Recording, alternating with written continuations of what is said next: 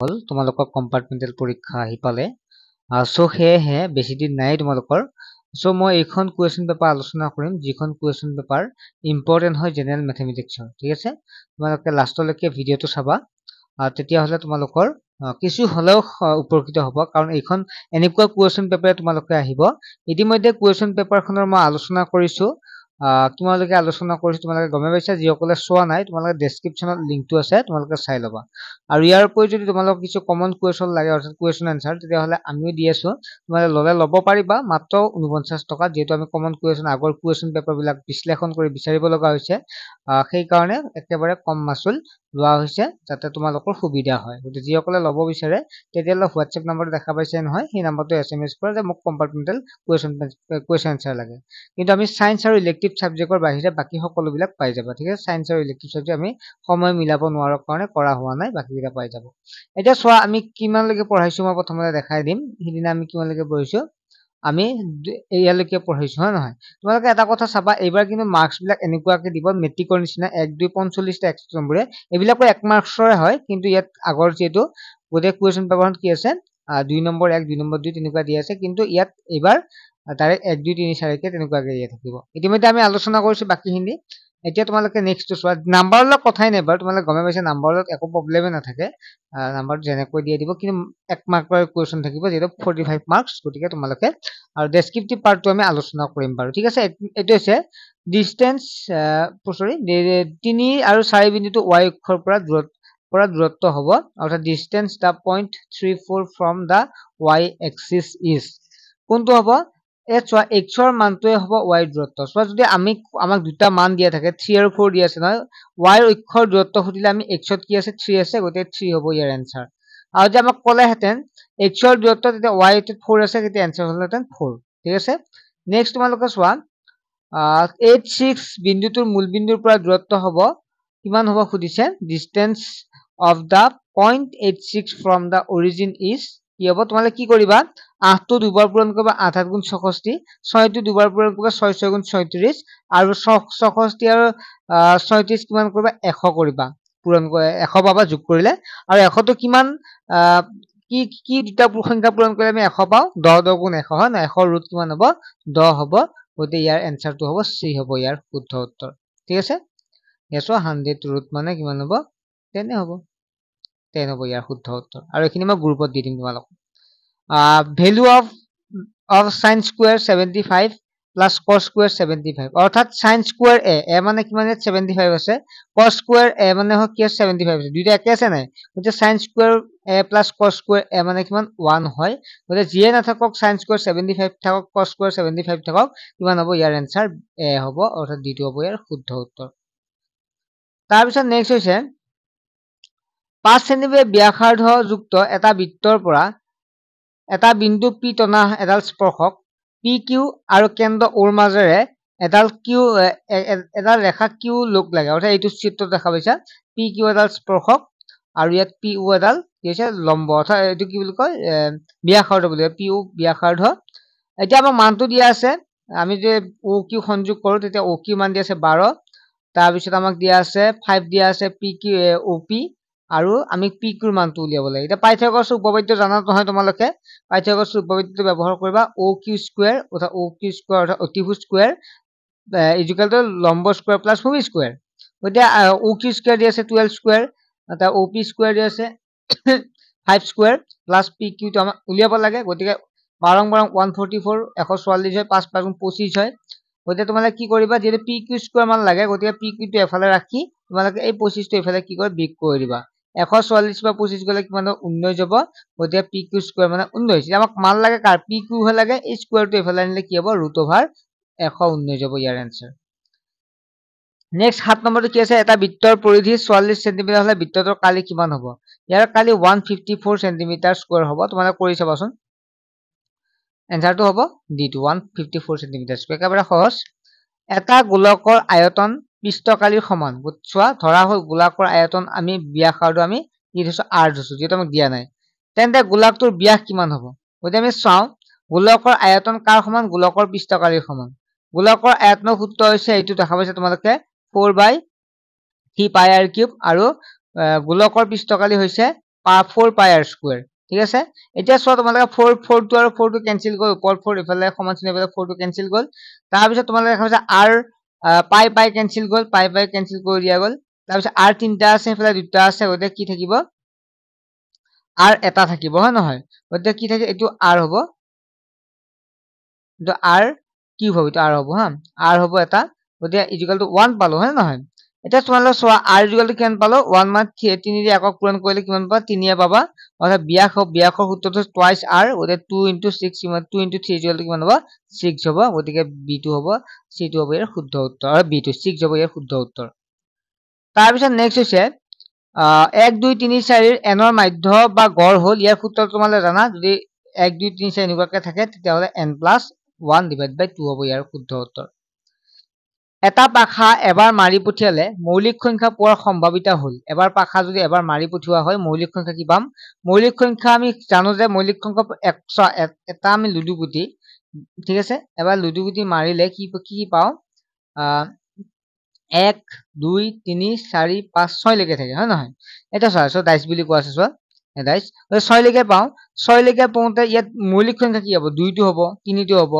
তাৰ পিছত 5 টো হ'ব হয় নহয় বাকি এটা যৌগিক সংখ্যা গতে 2 3 5 টো হৈছে মৌলিক সংখ্যা এটা মৌলিক সংখ্যা কেইটা পালো আমি 3টা পালো তো মুঠ সংখ্যা 6টা গতে মুঠ সংখ্যা 6টা পালো মৌলিক সংখ্যা 3টা গতে 6 ভাগৰ 3 হ'ব ইয়াৰ এনসাৰ কিন্তু চোৱা তোমালোকে দেখা পাইছা 6ক আমি আকৌ হৰণ কৰিব পাৰো 6 দি 3 দি একবাৰ যাব 3ক 6 দি দুবাৰ যাব অৰ্থাৎ হাফ হ'ব ইয়াৰ এনসাৰ ঠিক আছে নেক্সট চোৱা তোমালোকে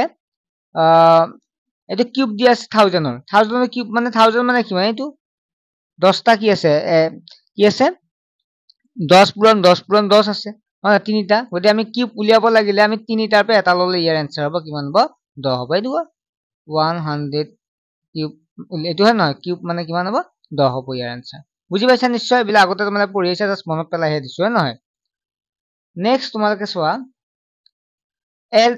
দুই নম্বৰ যেটো নেক্সট প্ৰশ্নটো যদি এলসিএম 91 আৰু 26 হয় 182 সমান 180 মানে সংখ্যা দুটা দিয়া আছে 91 আৰু 26 আৰু এলসিএম কিমান আছে 182 হৈছে তেতিয়ালে এইচসিএফ কিমান হ'ব এটা সংখ্যা দুটা কি দিয়া আছে আমি জানো যে এলসিএম * এইচসিএফ = সংখ্যা দুটাৰ পূৰণফল এটা এলসিএম কিমান দিছে 182 লিখিলো আইফালে কি লিখিবা এইচসিএফ তো আমি ৰাখে এইচসিএফ এ ৰাখি থোৱা তাৰ পিছত 91 আৰু 91 26 থাকিল এইচসিএফ থাকা 91 আৰু 26 ক এই 182 ইয়াত কি কৰিবা হৰণ কৰিবা ঠিক আছে 182 দি যদি এটো হৰণ কৰা 91 আৰু 26 ক পূৰণ কৰি হৰণ কৰা তেতিয়া आंसर কিন্তু পাবা 13 পাবা কৰি চাবা ঠিক আছে নেক্সট প্ৰশ্নটো যদি px3 হয় 3 - 2x + 5x² - 4x³ হয় তেন্তে px ৰ মান কিমান হ'ব ইয়াত সৰ্বোচ্চ হাত কি আছে চলকৰ সৰ্বোচ্চ হাত কি আছে চোৱা 3 টো সৰ্বোচ্চ হাত আছে গতে ইয়াৰ आंसर হ'ব 3 হ'ব বহুপদ চোৱা নেক্সট কৈছে বহুপদ x + 1 ৰ শূন্য নিৰ্ণয় কৰা x + 1 মানে 0 ইকুয়াল টু x ৰ মান কিমান হ'ব এই 1 টো হেফালে আহিলে -1 হ'ব গতে x শূন্য কিমান হ'ব -1 হ'ব ইয়াৰ आंसर নেক্সট তো চোৱা তোমালোকে 1 2 বিন্দুটোত মানে x ৰ ঠাই 1 টো মানে x ৰ য'ত আছে 1 বহুৱাব লাগিব y য'ত আছে তাত কি বহুৱাব লাগিব 2 বহুৱাব লাগিব তেতিয়া হলে y = mx + 4 आंसर টো কি হ'ব চোৱা তোমালোকে অলপ জুম কৰিছো মই চোৱা y = mx + 4 আছে এটো ফৰ্মুলা s 1 আৰু 2 মানে x ৰ ঠাইত 1 বহুৱাবা y ঠাইত 2 বহুৱাবা y ঠাইত মই কি হৈছে 2 বহুৱাইছো m থাকিল x ৰ ঠাইত কি বহুৱাইছো 1 বহুৱাইছো 1 বহুৱাবা +4 থাকিল ঠিক আছে 2 থাকিল ইয়াত m * 1 m এ থাকিল +4 থাকিল ইয়াত চোৱা তোমালোকে m টো হে লাগে আমাক এখিনি মই ইফালে লৈ আহিলো অৰ্থাৎ m + 4 = 2 সুবিধাৰ কাৰণে আনিছো m থাকিল ইয়াত 2 আছে না আছে গতে এই 4 টো ইফালে আনিলে -4 হ'ব গতে m = কিমান হ'ব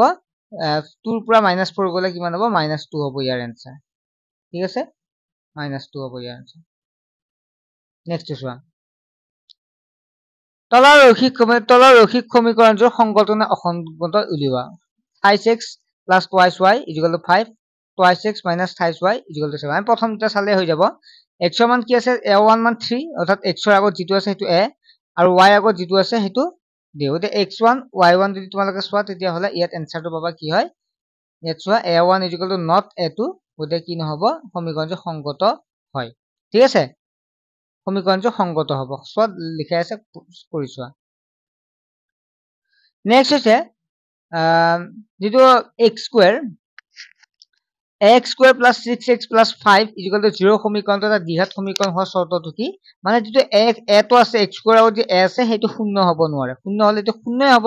x টো শূন্যই হ'ব গতে সো x স্কয়াৰৰ হৰকটো কি হ'ব নোৱাৰে শূন্য হ'ব নোৱাৰে এটো চৰ্ত নেক্সট হৈছে যদি ax square plus bx plus c equal to 0 সমীকৰণটোৰ মূল দুটা বাস্তৱ আৰু সমান তেন্তে b স্কয়াৰ মাইনাস 4ac কিমান হ'ব ইয়াৰ এনসাৰটো 0 হ'ব ঠিক আছে নেক্সট তোমালোকে সোৱা সত্য অসত্য লিখা ইয়াত কি কৈছে সোৱা 2 5 8 10 12 14 টো এটো সমান্ত প্ৰগতি হয় বুলি কৈছে আমি সাম হয় নে নহয় প্ৰথমে তোমালোকে কি কৰিবা 5 ৰ পৰা 2 বিক কৰিবা কিমান পা 3 পালা 8 ৰ পৰা 5 বিক কৰিবা কিমান পালা 3 পালা 12 ৰ পৰা 10 বিক কৰিবা কিমান পালা 2 পালা সমান্ত প্ৰগতি হ'ব লাগিলে দূৰত্ব কিন্তু একে হ'ব লাগিব সকলোৱে 3 3 পাব লাগিব গতে কি হয় এটো অসত্য হ'ব তাৰ পিছত সোৱা তোমালোকে বাকিখিনি মই এনসাৰ খিনি কৰি দিছো তোমালোকে ডাইৰেক্ট এনসাৰ খিনি দি দিছো তোমালোকে এবাৰ কৰি চাবা ঠিক আছে ইয়াত কি আছে twice A B twice C AP সমীয় সোৱা twice A B two সি সমান্তৰ প্ৰগতি থাকে যদি তেন্তে বি আৰু এৰ মান উলিওৱা এ বি এ বিৰ মান এ আৰু সি থকাকৈ উলিওৱা এটো কি হ'ব এনসাৰটো তে b equal to c plus a হ'ব সমু উত্তৰ লিখা আহিছে এটা প্ৰথম হৈছে দুটা ত্ৰিভুজৰ সদৃশ হোৱা শৰ্ত হল সিহঁতৰ অনুৰূপ কোণবোৰ কি হয় সমান হয় এই দুটা সদৃশ ত্ৰিভুজৰ অনুৰূপ বা দুটা সমান হ'ব নেক্সট হৈছে ইয়াত কি দি আছে দুটা ত্ৰিভুজ যদি ত্ৰিভুজ বি এ বি সি আৰু ত্ৰিভুজ ডি ই এফ সদৃশ হয় a b equal to 2 a b divide by d e 2 equal to sorry the a b divide by d e equal to 2 divide by 3 অৰ্থাৎ এ বি মান 2 পাম D E মান 3 পাম তেন্তে B E divide বাই E F ৰ মান কিমান হ'ব ইয়াতো এনসাৰ হ'ব 2 ডিভাইড বাই 3 হ'ব ঠিক আছে এনসাৰটো লিখি লবা নেক্সট তোমালোকক দিয়া আছে যে যদি OA equal to 4 OC equal to 3 তেন্তে কি হলে সোৱা ত্ৰিভুজ ও এ বি সি আয়তক্ষেত্ৰ যাতে এ আৰু বি সি বিন্দু দুটা x আৰু y অক্ষৰ ধনাত্মক দিশত থাকে যদি OA equal to 4 OC equal to 3 তেন্তে বি বিন্দুটোৰ স্থানাঙ্ক কিমান হ'ব তোমালোকে একবাৰ ট্ৰাই কৰি এনসাৰটো কমেন্ট সেকশন জনাবা ঠিক আছে কি হয় এনসাৰটো কমেন্ট সেকশন জনাবাচোন নেক্সট মূল বিন্দু a 4,0 b 0,3 শীৰ্ষ বিন্দুক লৈ গঠন কৰা ত্ৰিভুজটো কালি কি হ'ব 5 একক হ'ব ইয়াৰ এনসাৰটো 5 একক হ'ব নেক্সট হৈছে এটো sin square 60 plus cos square 45 minus x square 30 বিলা পঢ়াইছো তোমালোকক হয়নে গতে এনসাৰটো কিমান হ'ব -1 ডিভাইড বাই 3 হ'ব ইয়াৰ এনসাৰ কৰি চাবা এনসাৰটো হেতু পাবা নেক্সট হৈছে tan 65 ডিগ্ৰী ডিভাইড বাই cot 25 ডিগ্ৰী এনসাৰটো কি পাবা 1 পাবা ঠিক আছে এনসাৰ ইয়াৰ এক নম্বৰ যেটো এক নম্বৰ 1 পাবা নেক্সট তোমালোকে চোৱা OP আৰু OQ 5 সেন্টিমিটাৰ ব্যাসাৰ্ধৰ এটা বৃত্তৰ দুডাল স্পৰ্শক যদি OP ইকুয়াল 7 সেন্টিমিটাৰ হয় তেন্তে OQ মান কিমান হ'ব OQ মানো 7 হ'ব কাৰণ স্পৰ্শক দুডাল সমান বুলি কৈছে হয় নহয় দুডাল স্পৰ্শক থাকে স্পৰ্শবিলাক সমান থাকে গতিকে এনসাৰ কিমান হ'ব 7 সেন্টিমিটাৰ হ'ব এডাল স্পৰ্শে বিন্দু এটা কেইটা বিন্দু কাটিব পাৰে এডাল স্পৰ্শকে এটা বৃত্তৰ এটা বিন্দুটো কাটিব পাৰে এডাল স্পৰ্শকে বিন্দু এটা বিন্দুতে কাটিব পাৰে গতি এনসাৰ কিমান হ'ব 1 হ'ব এটা বিন্দু কাটিব পাৰে বুলি লিখিলে নেক্সট এটো কৰি চাব লাগিব 22 সেন্টিমিটাৰ পৰিধিযুক্ত এটা বৃত্তৰ চকৰ কালি ইয়াৰে এনসাৰটো হ'ব কি হ'ব 77/8 সেন্টিমিটাৰ স্কয়াৰ হ'ব 21 সেন্টিমিটাৰ ব্যাসাৰ্ধযুক্ত এটা বৃত্তৰ চাপে কেন্দ্ৰত 60 ডিগ্ৰী কোণ কৰে তেন্তে চাপটোৰ দৈৰ্ঘ্য কিমান হ'ব 44 ডিভাইড বাই এটো সমান 44 ডিভাইড বাই 33 সেন্টিমিটাৰ নেক্সট হৈছে সোৱা ইয়াত কৈছে বন্ধনী দিয়া বিকল্পসমূহৰ উত্তৰবোৰ খালি ঠাইত পূৰ কৰা ইয়াত যদি আমি এনসাৰটো চাও তেতিয়া হলে এটো হ'ব শুদ্ধ তো 16 ডিভাইড বাই 9 দুই নম্বৰটো কৈছে যদি এটা শংকুৰ ব্যাসাৰ্ধ 3 সেন্টিমিটাৰ উচ্চতা 4 সেন্টিমিটাৰ হয় তেন্তে হেলনীয় উচ্চতা কিমান হ'ব 5 সেন্টিমিটাৰ হ'ব ঠিক আছে কৰি চাবা তোমালোকে এজন বলে 8খন ক্ৰিকেট দখল কৰাৰ উইকেটৰ সংখ্যা তলত দিয়া ধৰণৰ অৰ্থাৎ কি দিয়া আছে 3 2 0 1 2 এনেকুৱাকে দিয়া আছে ইহঁতৰ কি উলিয়াব বহুলক মানে যিটো সংখ্যা এবাৰতকৈ বেছি যিটো সংখ্যা বেছিকৈ লিখা আছে সেইটো বহুলক জানা তোমালোকে এইটো আনসাৰ কি হ'ব 2 হ'ব ইয়াৰ আনসাৰটো যেটো বেছিকৈ পোৱা যায় যদি 0.5 দেন ইকুৱেল টু কিমান হ'ব তেতিয়াহ'লে ইয়াৰ এনচাৰটো তেন্তে নোহোৱা সংখ্যাও কিমান হ'ব 0.5 হ'ব কাৰণ 0.5 0.5 1 হয় গতিকে ইয়াৰ এনচাৰটো 0.5 হ'ব নিশ্চিত ঘটনাৰ সম্ভাৱিতা সদায় 1 হয় ঠিক আছে নিশ্চিত ঘটনাৰ সম্ভাৱিতা সদায় 1 হয় বাকি উৎপাদক বিশ্লেষণ কৰা আমি আটাইবিলাক পঢ়িম নেক্সট ক্লাছত পঢ়িম তোমালোকে নেক্সট ভিডিঅ'ত জয়েন কৰিম তোমালোকে চেনেলটো সাবস্ক্ৰাইব কৰি ৰাখিবা আৰু বাকি চেপ্টাৰ বিলাকৰ সাবজেক্ট বিলাকৰ আমি কৰিম তোমালোকে চেনেলটো সাবস্ক্ৰাইব কৰি ৰাখিবা ঠিক আছে বাই ঘৰত থাকি সৰু সৰু ল'ৰা ছোৱালীক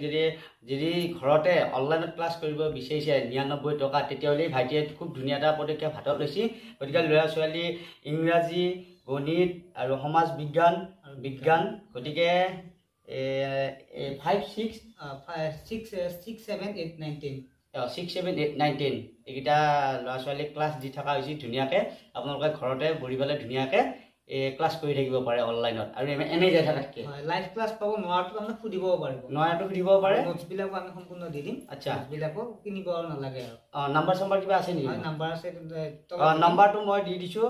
9394628219 এই নম্বৰত যোগাযোগ কৰি ধুনীয়াকৈ অনলাইনত ক্লাছ কৰি থাকিব পাৰে আৰু বহুতখিনি সুবিধা হৈছে গতিকে ধুনীয়াকৈ ক্লাছ কৰি আছে কিমানমান দিন হ'ল আমি 2-3 বছৰৰ পৰা কৰি আছে গোটেই ল'ৰা ছোৱালীয়ে ভাল হৈছে আৰু পঢ়ি ফালেও ভাল ৰিজাল্ট কৰি আছে গতিকে অনলাইন ক্লাছ কৰক ঘৰতে বহি পেলাই খুব আৰু ভাল লাগিল আৰু ইয়াৰো বহুত